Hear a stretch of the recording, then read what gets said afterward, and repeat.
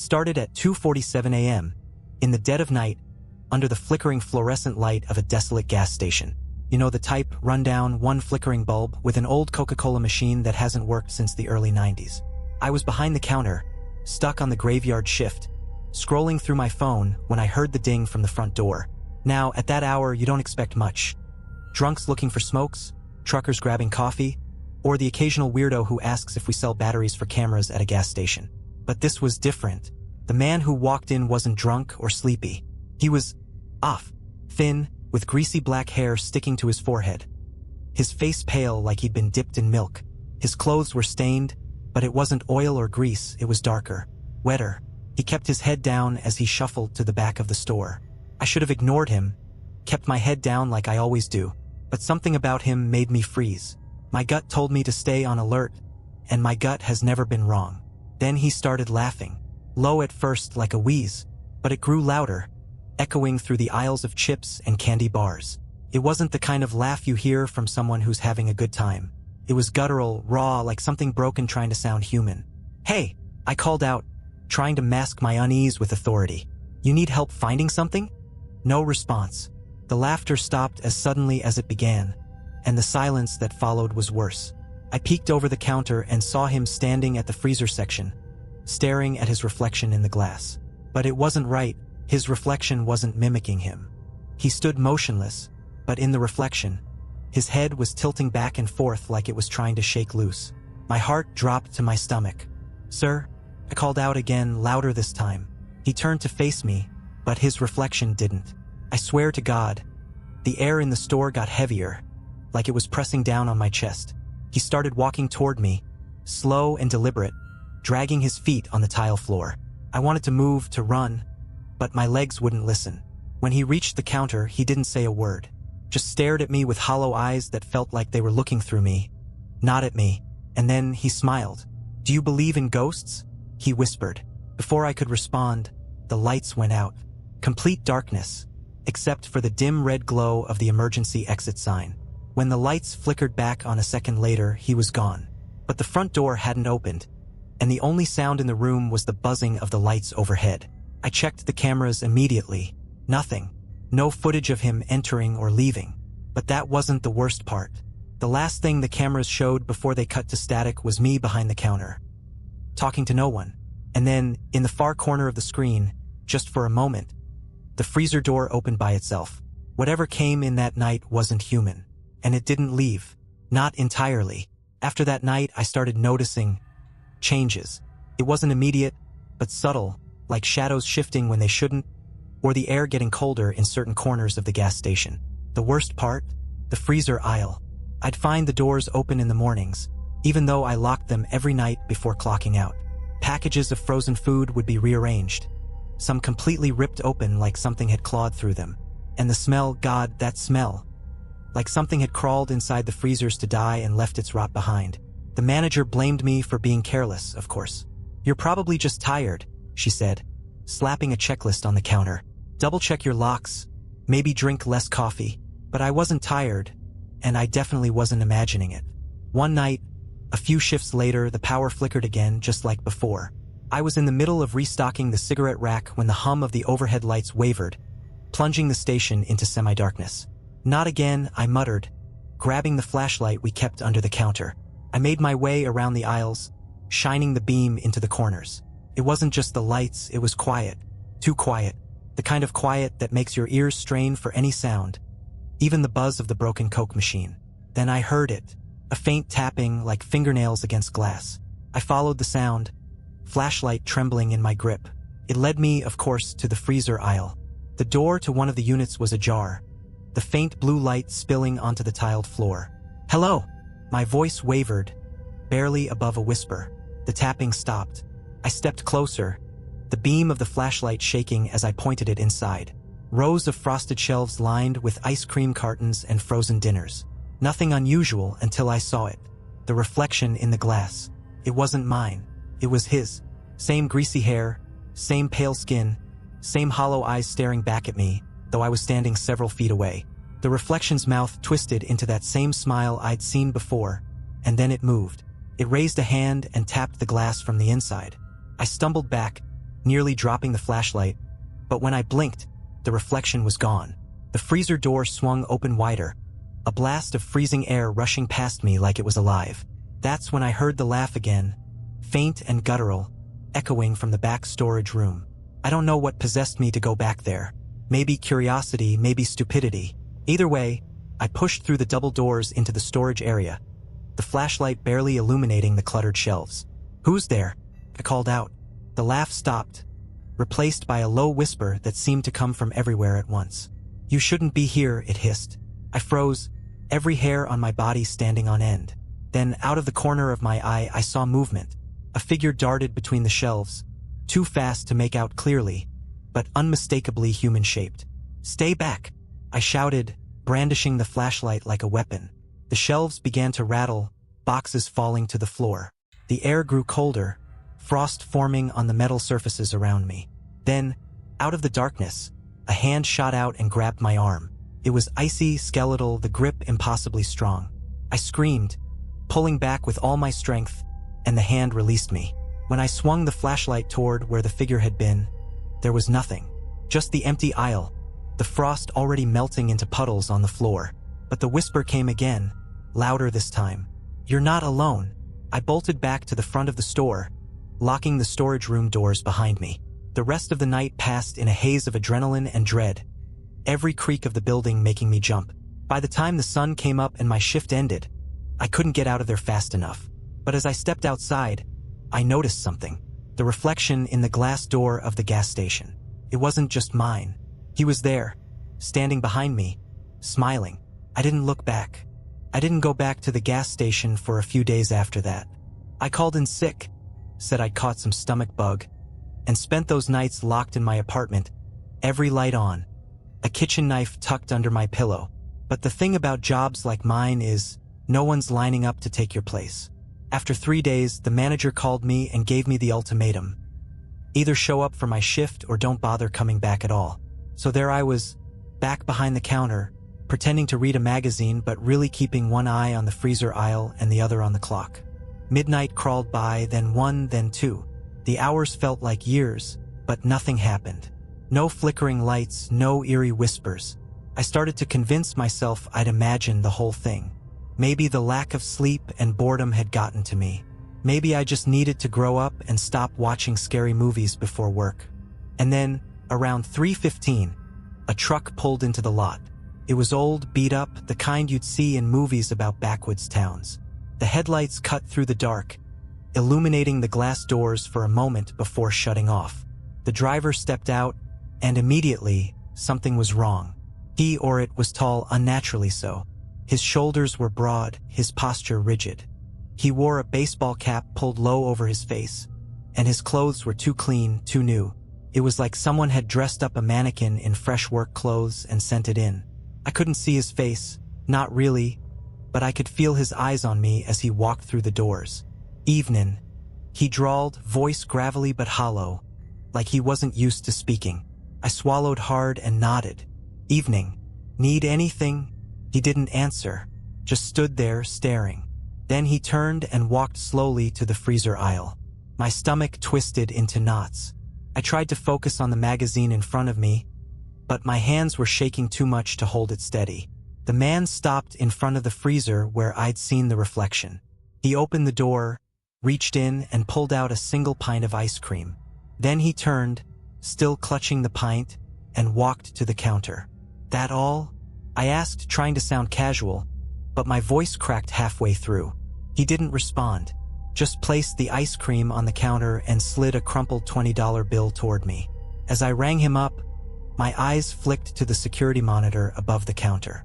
The cameras showed every angle of the store except him. Where he should have been, there was nothing. Not an empty aisle, not a blur of movement, just nothing. "Here's your change," I said, my voice barely audible as I handed him the bills. He didn't take them. Instead, he leaned in close, his face still obscured by the cap.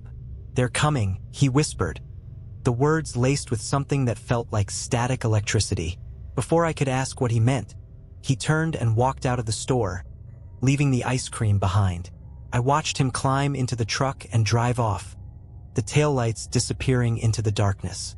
The air in the gas station felt heavy again, like it had the night the lights first flickered. Then I heard it, a low, guttural sound, like breathing, coming from the freezer aisle.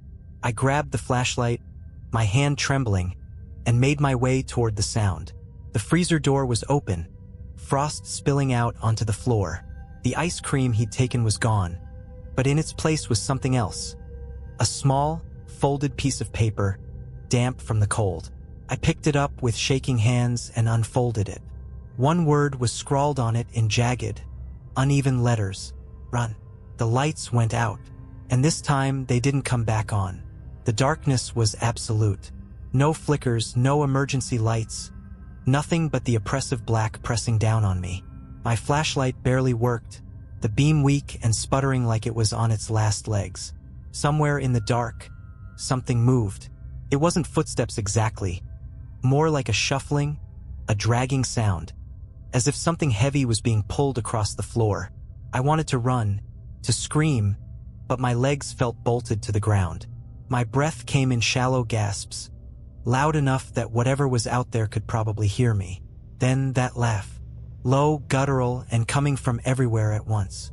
I swung the flashlight toward the sound, the beam cutting through the dark like a fragile thread.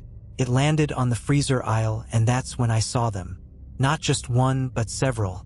Figures, tall and unnaturally thin, their bodies pale and glistening like wet porcelain.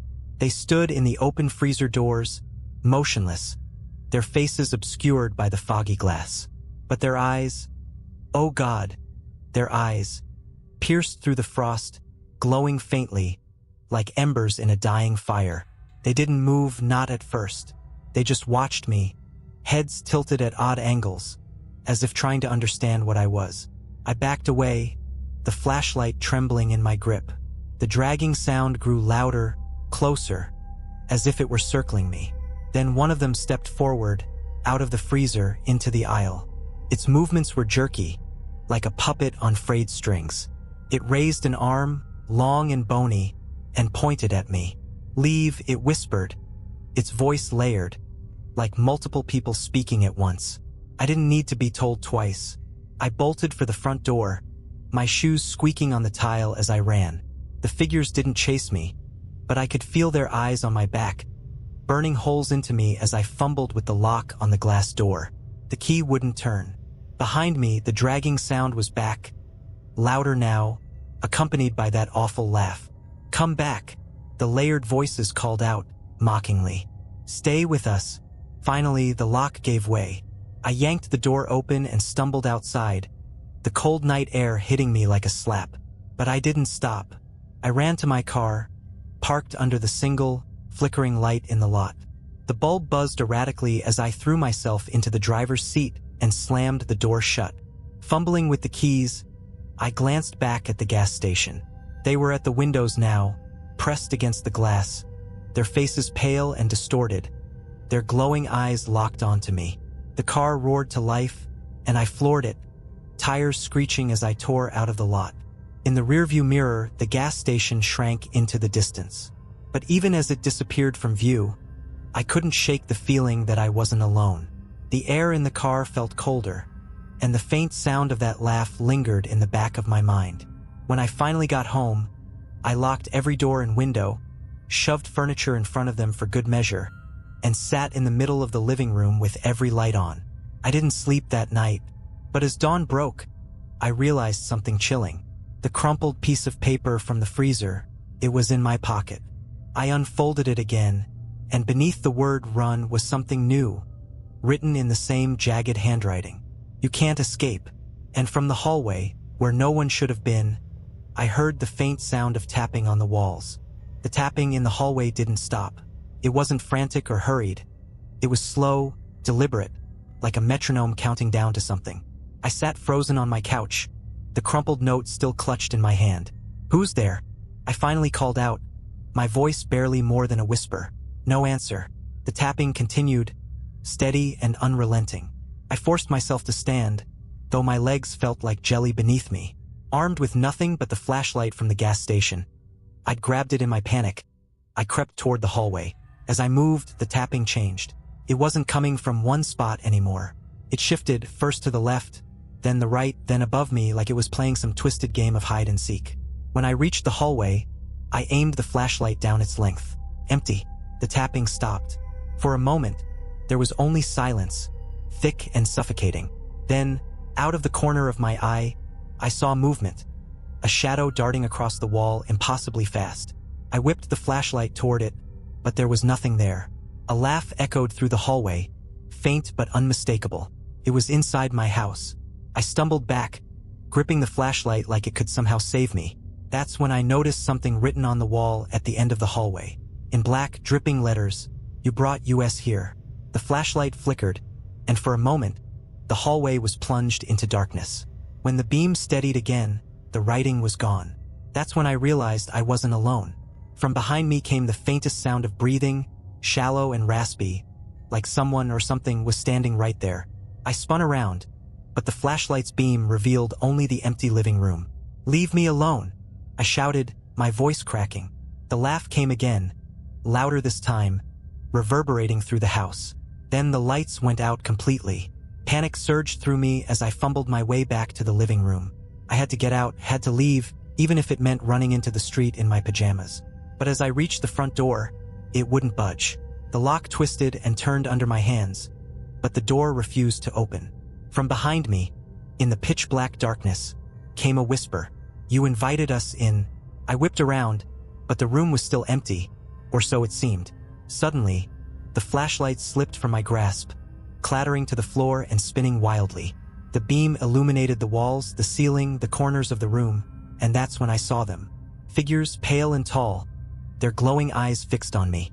They stood in every corner, their bodies distorted like reflections in funhouse mirrors. As the flashlight spun, their heads snapped toward me, one by one, their necks twisting unnaturally. I backed against the door, my chest heaving, my mind racing. "What do you want from me?" I shouted. The figures didn't answer. Instead, they began to move, their limbs jerking and bending as they crept closer. I sank to the floor, pressing myself against the door, waiting for the end. But just as they reached me, the flashlight flickered and died. Darkness swallowed the room, and with it came silence. For what felt like an eternity, I sat there, too terrified to move, to breathe.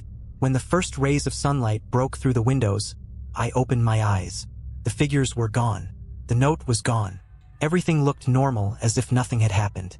But the faint tapping sound? It never left. It follows me everywhere now, no matter where I go. And at night, when the lights are off and the house is quiet, I hear the whisper again. "You can't escape us." Days passed, but the terror clung to me like a second skin. The tapping never stopped. It followed me to work, to the grocery store, even to my car. Sometimes it was faint, like raindrops on glass. Other times it was loud enough to drown out my thoughts. I tried to ignore it, to convince myself it wasn't real. But late at night, when the world was silent, the whispers would return.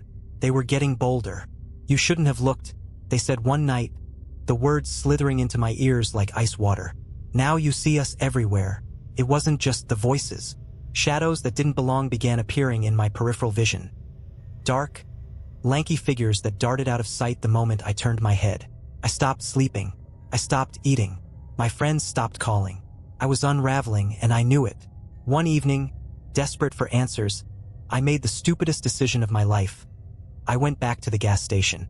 It looked exactly the same as it had the night everything started. The same flickering bulb, the same cracked asphalt in the parking lot. But as I stepped inside, I noticed something different.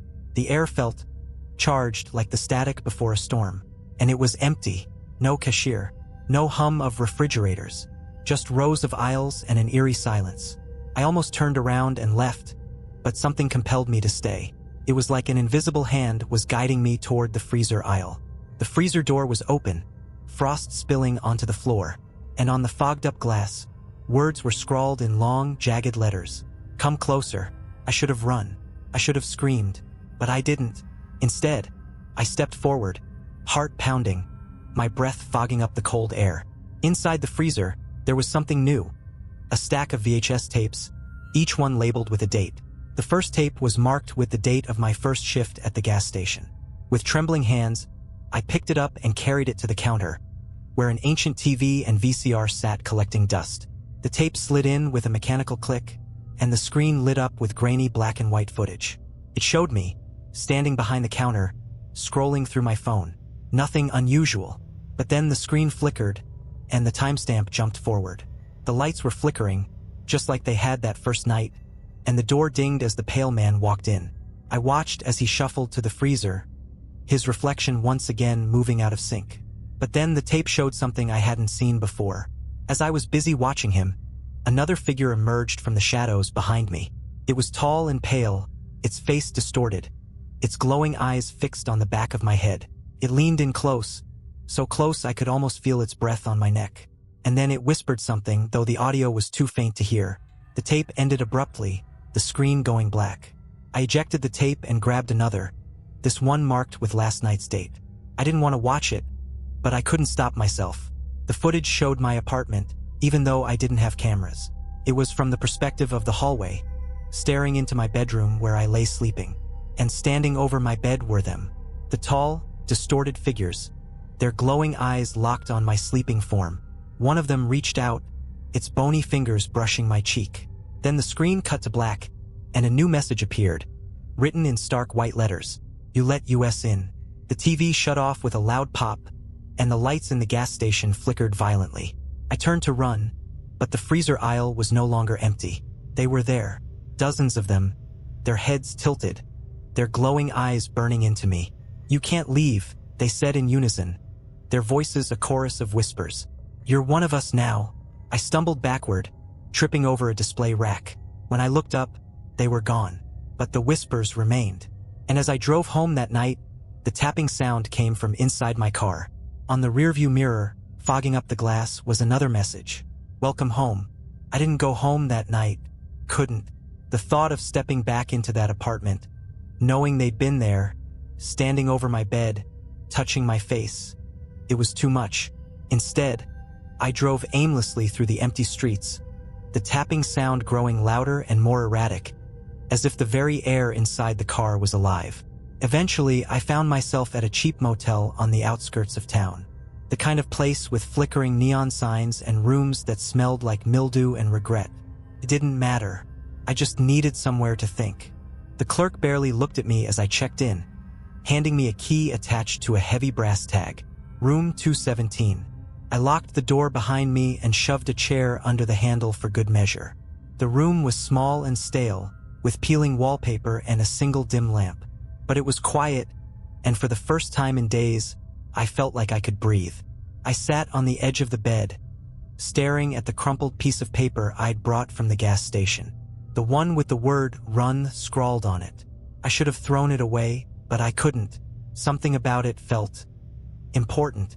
Then, as I sat there in the silence, the lamp began to flicker. "No," I whispered, clutching the paper tighter. "Not here. Not now." The tapping started again, faint at first, coming from the walls. It grew louder, more insistent, like fingers drumming against the thin plaster. I pressed my hands over my ears, rocking back and forth on the bed. "Leave me alone." The lamp went out. In the pitch darkness, the tapping turned into banging, heavy and deliberate, as if something was trying to break through the walls. Then came the whispers. "You can't hide from us," they hissed. "You brought us with you." I scrambled for my flashlight, the one constant in this nightmare, and flicked it on.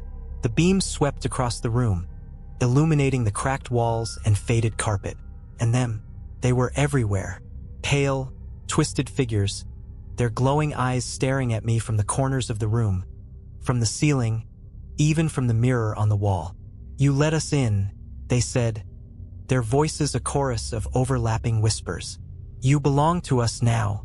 I backed into the bathroom, slamming the door shut behind me. My hands fumbled for the lock, twisting it into place. But the whispers were inside the bathroom, too.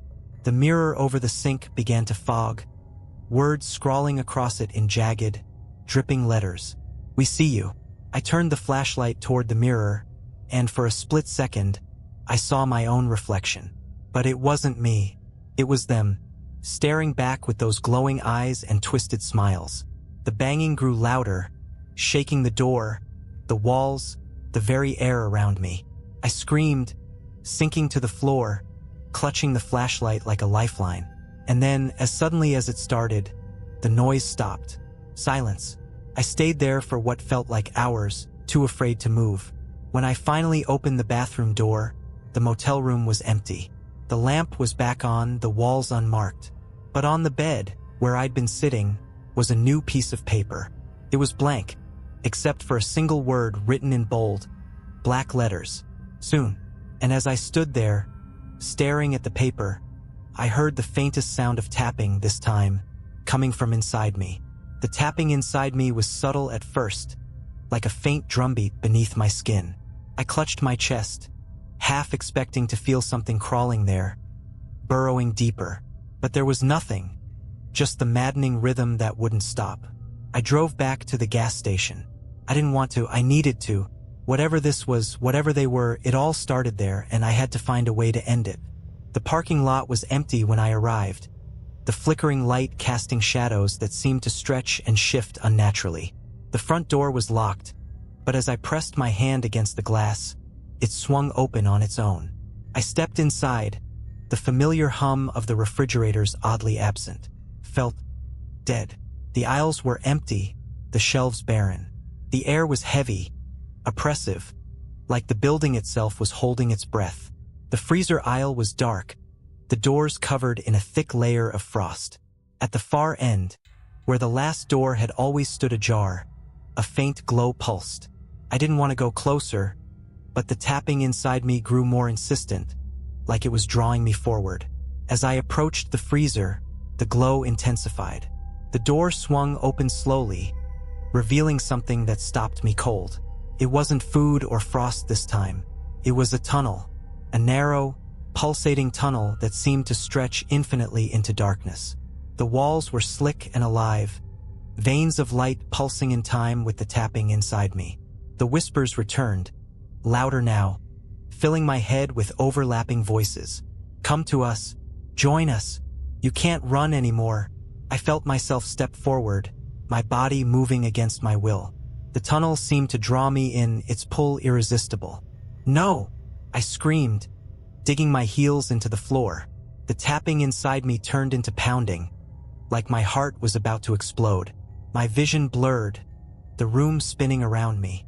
And then I heard it, a voice. Not theirs, but mine, my own voice, calling from the other end of the tunnel. Help me. I froze, my breath hitching in my throat. It was me, but it wasn't. The voice was strained, desperate, like someone drowning in darkness. Help me. It screamed again, louder this time. I shook my head, backing away from the freezer. No, you're not real. This isn't real. But the tunnel seemed to grow, the glow spreading, consuming the walls, the ceiling, everything. The figures appeared again, emerging from the edges of the light. Dozens of them, their bodies writhing and shifting, their glowing eyes fixed on me. You belong to us now, they said in unison, their voices deafening. The tapping inside me became unbearable, each beat sending a jolt of pain through my chest. I fell to my knees, clutching my head, trying to drown out the whispers. Then I remembered the flashlight. My shaking hand found it in my pocket, and I turned it on, aiming the beam at the tunnel. The light seemed to cut through the darkness, the figures recoiling as if burned. The whispers turned to screams, the walls of the tunnel shaking, cracking.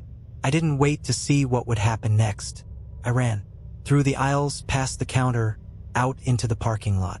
The gas station erupted behind me, not in fire, but in light, blinding, searing light that swallowed everything. I stumbled to my car, barely managing to get the engine started before I sped away. In the rearview mirror, the gas station was gone. Not destroyed, asterisk gone asterisk, just an empty patch of dirt where it had once stood. But the tapping, still there, and every time I look in a mirror, I see them, watching, waiting, and I know this isn't over. Not yet. The tapping is relentless now. It doesn't just echo in my chest or my mind. It's everywhere. In the walls of my apartment, the pipes of my sink, the ticking of my clock. It syncs with my breathing, my heartbeat, until I can't tell where it ends and I begin. I stopped going to work, stopped answering calls. What's the point? They're with me wherever I go. The mirrors are the worst. Every time I glance at one, there they are, just standing in the background, their eyes glowing faintly, their distorted faces frozen in those awful smiles. I tried covering them up, smashing them, but it didn't matter. They'd appear in the black screens of my TV, the reflection in my coffee cup, the glint of the metal sink. Tonight, the whispers started again. "We're almost ready," they said, the words rattling in my head like broken glass. "It's time." I don't know what they mean, but I can feel it. Something is building, something bigger than the tapping, bigger than the whispers. I'm sitting on the floor now, flashlight in hand, every light in the apartment blazing, but it doesn't help. The shadows are alive, stretching toward me no matter where I go. The paper from the gas station lies crumpled at my feet, but it's not blank anymore. More words have appeared, jagged and black. You can't fight it. The lights flicker, and for a moment, everything is plunged into darkness. When they come back, I'm not alone. They're here. Not just in the mirrors or the shadows, they're in the room with me. I can see them, pale and twisted, their glowing eyes fixed on me. They surround me, closing in, their voices a deafening chorus of whispers. "Let us in," they say. It's the only way. I raise the flashlight, but it's useless now. The beam barely cuts through the darkness, and they don't recoil. One of them steps forward, its face inches from mine. Its mouth doesn't move, but I hear its voice in my head, clear and cold. It's time to stop running. I scream, swinging the flashlight wildly, but it passes through the figure like smoke. The tapping inside me grows louder, unbearable, and I collapse to the floor. Then the glow starts. It begins in my chest, faint at first, but quickly spreading. My skin feels like it's burning, but I can't move, can't fight it. The figures watch, their glowing eyes unblinking. "You are one of us now," they say in unison. The glow consumes me, and the room dissolves into blinding white light. When I wake up, I'm standing in a place I don't recognize. The gas station is there, but it's different, brighter, cleaner, like it's been frozen in time. I step inside, and the shelves are fully stocked, the lights humming softly. Behind the counter, a new cashier stands, scrolling through their phone. I try to speak to warn them, but no sound comes out. Then I see my reflection in the glass door. It's not me, it's them. And now I understand. The tapping wasn't inside me, it was me. And as the new cashier looks up, their eyes wide with fear, I smile. The same smile that haunted me for so long. And I whisper, "Do you believe in ghosts?" The realization hits like a thunderclap. I've become one of them. The flickering lights, the whispers, the figures in the dark. It was all leading to this.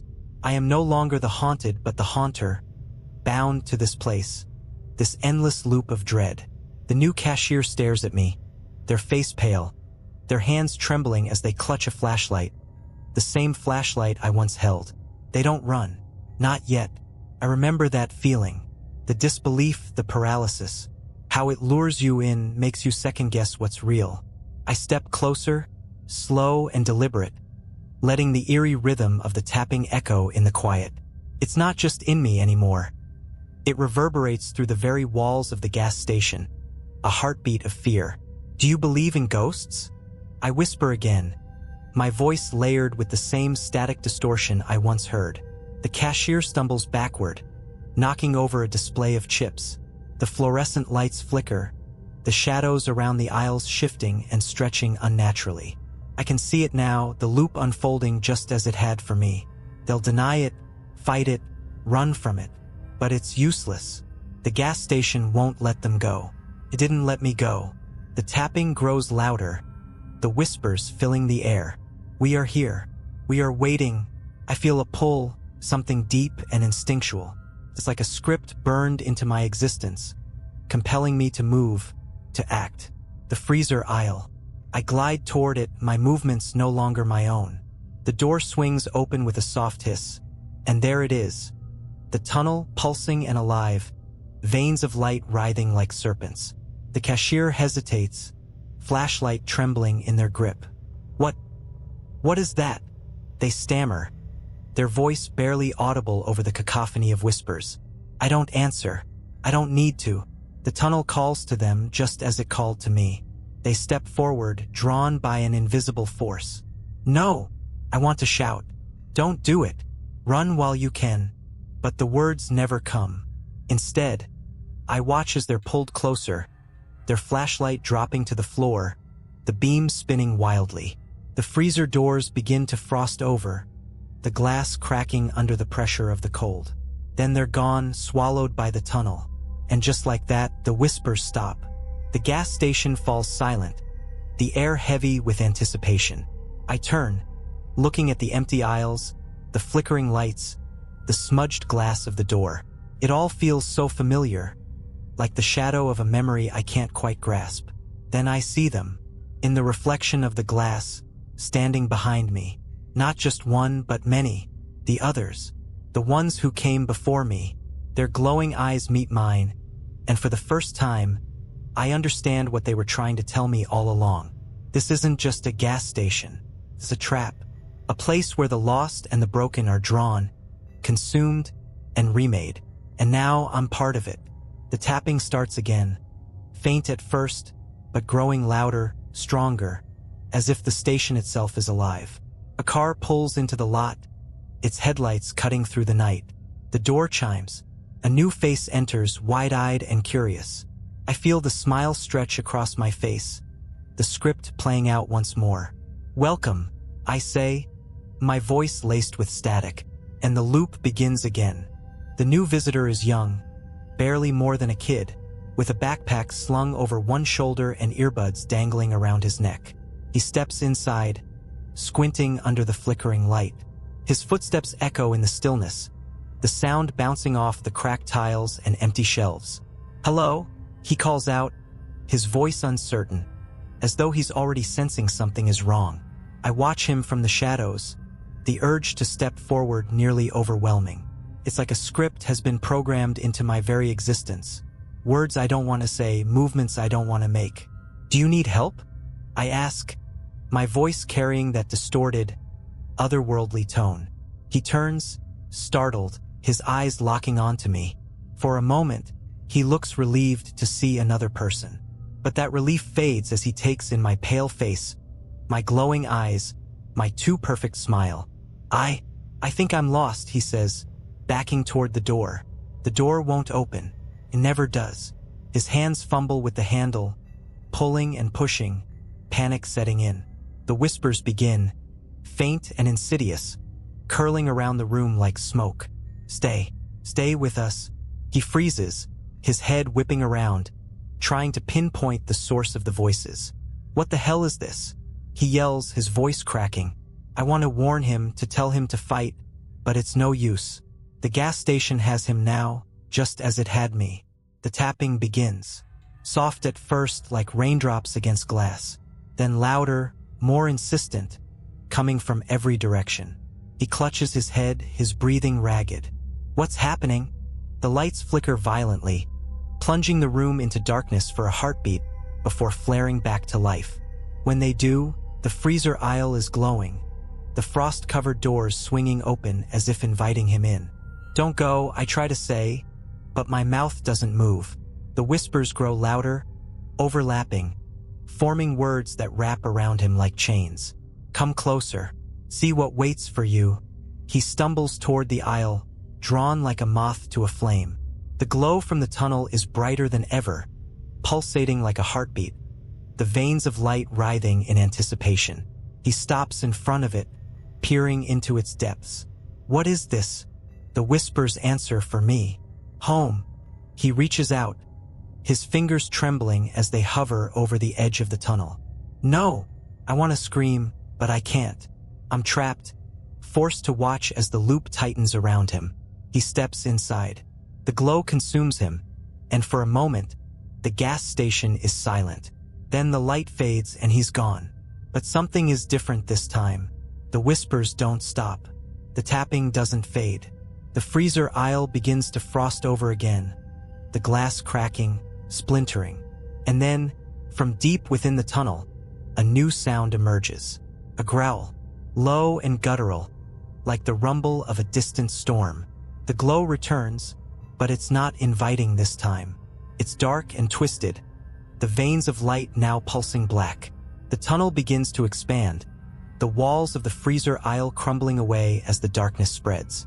The whispers turn into screams, and the tapping grows deafening, like 1,000 fists pounding against the walls. I can feel it. Something is coming. Something worse. The door to the gas station shatters, and the figures appear again, their glowing eyes wide with terror. They're not here to torment me. They're running. From the tunnel. From whatever is crawling out of it. And for the first time, I understand the truth. The gas station isn't just a trap. It's a door. And now that door is wide open.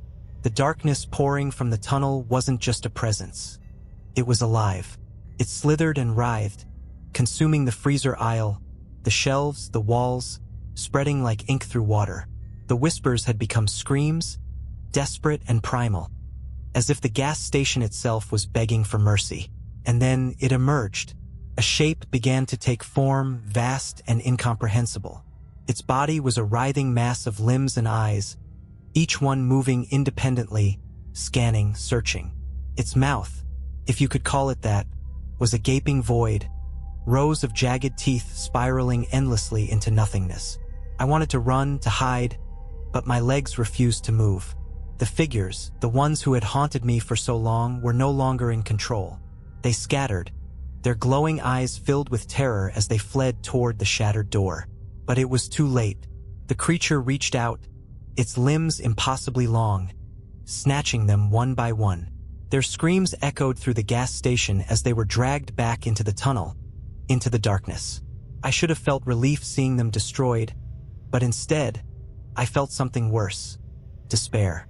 Because I knew it wasn't stopping with them. It turned its gaze on me, hundreds of eyes locking onto my frozen form.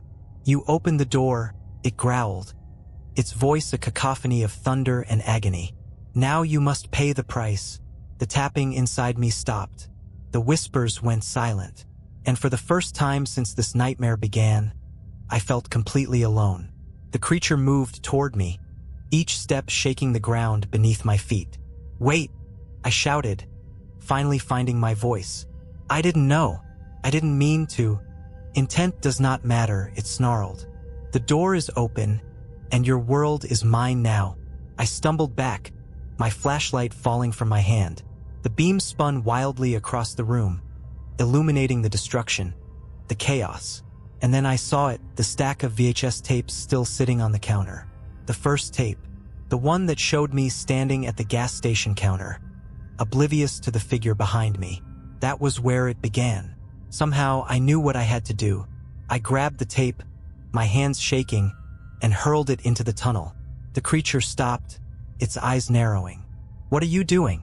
The tunnel reacted immediately, the veins of light pulsing violently as the tape disappeared into the void. The creature roared, its body convulsing, shrinking, collapsing in on itself. "No!" it bellowed, its voice shaking the very air. "You cannot undo this." But it was too late. The tunnel began to close, the darkness retreating, pulling the creature back with it. The gas station trembled, the walls cracking, the shelves collapsing. I ran for the door, dodging falling debris as the world around me crumbled. When I reached the parking lot, I turned to see the gas station one last time. The light inside was gone, replaced by a swirling vortex of shadows and light. The creature's roars faded into the distance as the tunnel collapsed in on itself, leaving nothing but silence. And then, with a deafening crack, the gas station imploded, vanishing into the ground. I stood there, breathing heavily, staring at the empty lot where the nightmare had unfolded. It was over, or so I thought.